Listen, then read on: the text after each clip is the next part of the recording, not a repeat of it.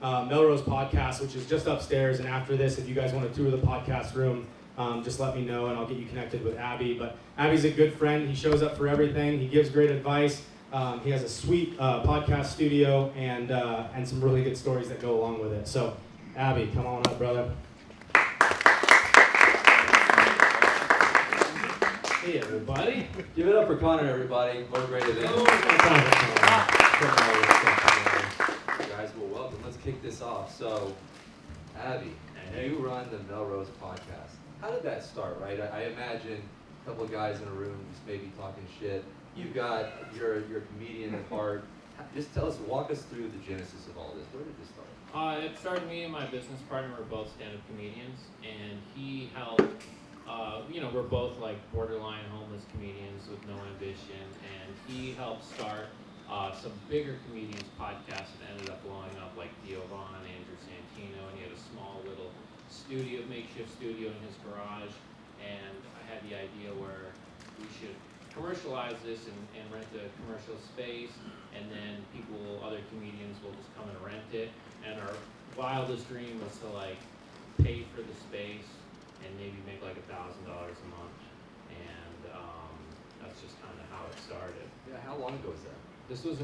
This happened, we opened 2 months before the pandemic,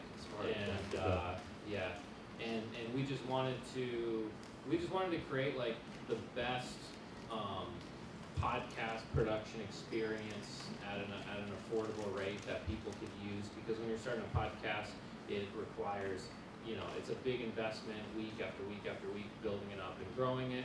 And since we have started it, we now have 3 locations: LA, New York, and then up here in the Collective. And since we started in 2020, podcasting has changed so much. Before it was, everybody cared more about audio and Apple Podcasts, and then it exploded on YouTube, and that's where 80% of new growth comes from.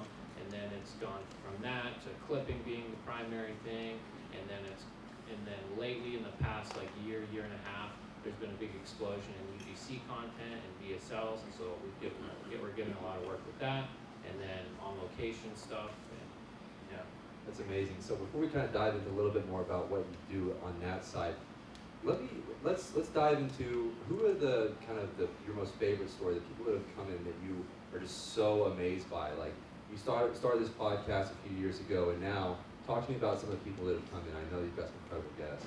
Yeah, so we got pretty fortunate. So we started before COVID. It was starting to work, and then COVID completely wiped us out for like 6 months, and the business kind of died. And then Alex Cooper, I call her daddy, moved to LA and started using our studio, and that kind of legitimized us. And I kind of just kind of rode those coattails a little bit, and more and more high-profile clients started coming through, and then more people started finding out about it, and then we started clipping and getting viral clips, and then it grew from there. And we've been fortunate enough to work with lots of cool people. Here in this studio, we've had Matthew McConaughey; in LA with Sylvester Stallone, Will Smith, Neil deGrasse Tyson, just like everybody from every type of walk of life, from the worst podcast to the best podcast, to actors, entrepreneurs, authors, business people, politicians, just sort of everybody. That's awesome. So let's talk about a little bit about the impact podcasts can make, because everybody can do a podcast at this point. Everybody's probably started one at some point, right? Yeah. Now, understanding that long form can be cut up into short form, what does that really look like now? Like, what's the most juice that you can get out of this, right? Absolutely. Whenever people come to me talking about starting a podcast and they don't know where to start, I usually tell them starting a podcast is kind of like starting a small business. You get in what you put out with it, but it's harder to grow a long-form audience. A long-form audience is the most valuable audience by far. If you can even have 5,000 consistent long-form audience members following your stuff, you can convert that into anything. But there's so much you can do with it. You can have the long-form videos, and then you can be cutting up clips.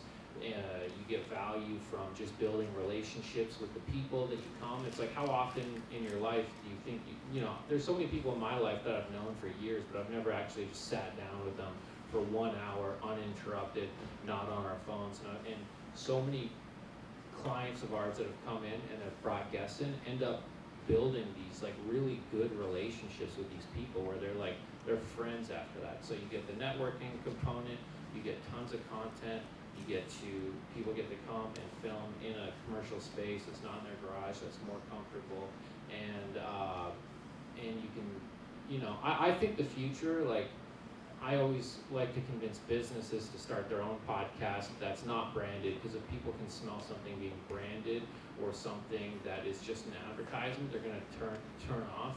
But for example, if I own like a supplement brand, I would start just a health and wellness podcast and build that up and grow it, and do some subtle branding, but really try and build as much trust with the audience as I can, and then that will just naturally sort of flow out. Like the owner of First Form, he has his own podcast, and it's about all sorts of different topics, but it has grown his personal brand and all of the other stuff by a lot. Yeah, that's amazing. So you've obviously watched a lot of business owners come in. What separates those who can actually blow up versus ones that just come in once and then ghost you? It really is consistency. Some people will do it and it'll work and they'll just quit because they don't have the time or they don't see the way they can monetize it. I have a friend who owns a massive apparel brand, and he started his podcast and he did it for like a year with no monetization whatsoever.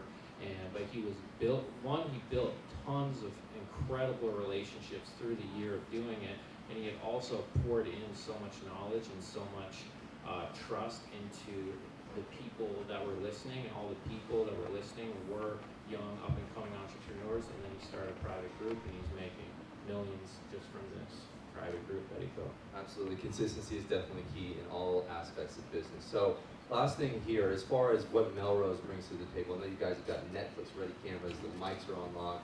What are some other things that you guys do? Do you guys actually do the editing, or what's the full end-to-end that like really helps podcasts grow? We're an a la carte service, so like we understand that some people have the ability to edit, some people don't have any ability, some people have no ability to do anything, they don't know what they're doing. So we can do as little or as much as we want. We can handle the creative, we can handle the filming, the editing, the posting, strategizing, growing, building out clipping campaigns, pretty much as little or as much as you like. Awesome. So where can people find you? How can they get connected with you? I got these cards here. You get like a free session, and then just come talk to me. I love nerding out on podcast stuff and content, and having people come to me with their problems and trying to solve them and think of creative ideas and everything. So come talk to me. I got these cards. We're upstairs if you guys want to check it out after. And yeah, thank you. Awesome, guys. That's a free session. That's a huge deal. Definitely go talk to him during the networking. Give it up for Abby, everybody. Thank you, guys.